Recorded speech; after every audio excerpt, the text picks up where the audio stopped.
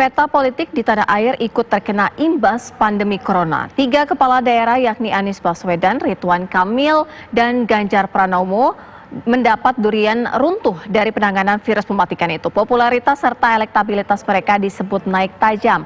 Inilah laporan utama panen popularitas di tengah pandemi COVID-19.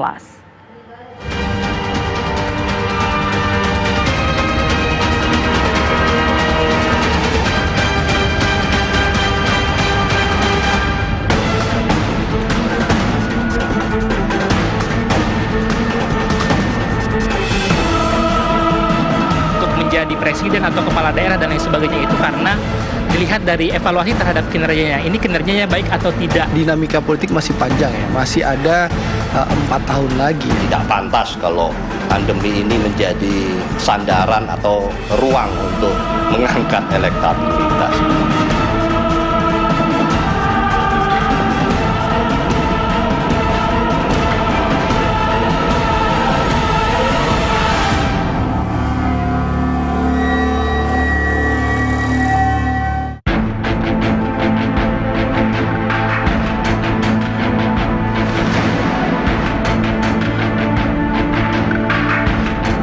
Pandemi corona rupanya tak hanya memporak-porandakan gaya hidup masyarakat.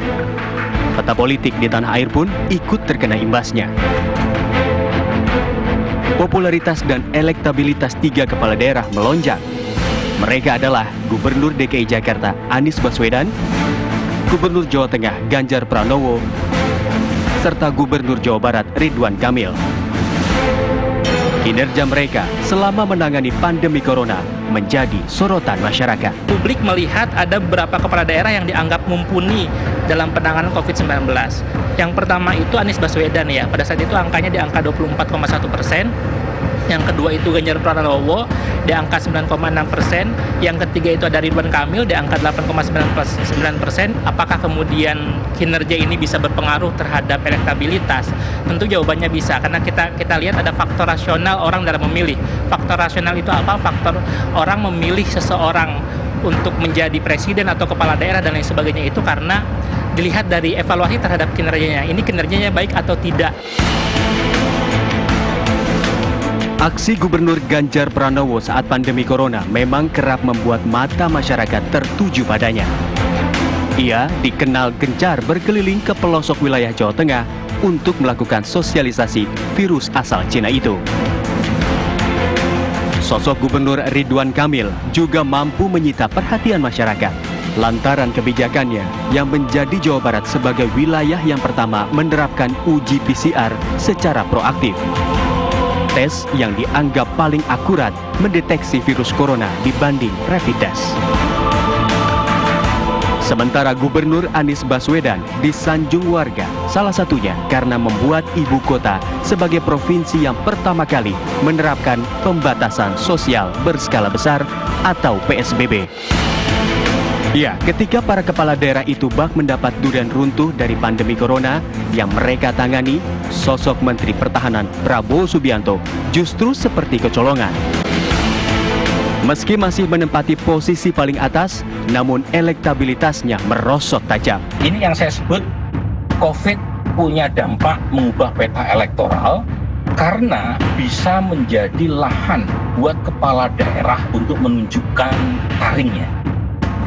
Saya sebut kepala daerah karena 2 bulan terakhir penanganan COVID mulai bergeser juga, bukan hanya dimonopoli oleh pemerintah pusat, juga menjadi medan pertarungan pembuktian buat kepala daerah.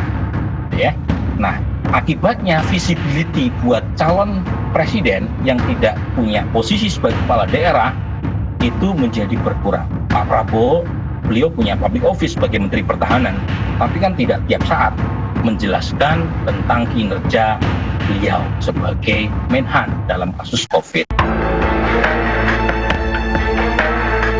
Lantas apakah melonjaknya elektabilitas para gubernur itu membuat Prabowo ataupun partai besutannya Gerindra was-was? karena bisa saja elektabilitas Prabowo bakal disalib oleh rival-rival politiknya karena corona. 3 tokoh gubernur ini, Mas Anies, Mas Ganjar, dan Kang Emil mendapatkan kenaikan elektabilitas. Ya, menurut saya hal itu wajar saja ya, karena memang ekspos media kan terfokus ke beliau bertiga ya, sebagai gubernur-gubernur yang memang tampil dan terjun langsung menghadapi wabah COVID-19 ini. Tapi ingin saya pastikan, meskipun 3 tokoh itu meningkat, tapi memang yang nomor 1 masih tetap Pak Prabowo sebagai yang memimpin elektabilitas. Tapi ini kan politik masih, dinamika politik masih panjang ya, masih ada 4 tahun lagi ya. Sementara Partai Demokrasi Indonesia Perjuangan atau PDIP menyayangkan jika pandemi corona sengaja dijadikan untuk mendongkrak ketenaran politik kepala daerah. Meski ada 1 nama kadernya, namun Partai Banteng tak mau masyarakat dibuat terpukau hanya pada ketiga sosok itu. Kita harus secara bergotong royong, bahu-membahu mengatasi masa pandemi ini untuk seluruh rakyat, warga di masing-masing daerah, tanpa harus memperhitungkan bagaimana posisi kita kelak dan sebagainya. Karena ini menjadi tidak pantas kalau pandemi ini menjadi sandaran atau ruang untuk mengangkat elektabilitas.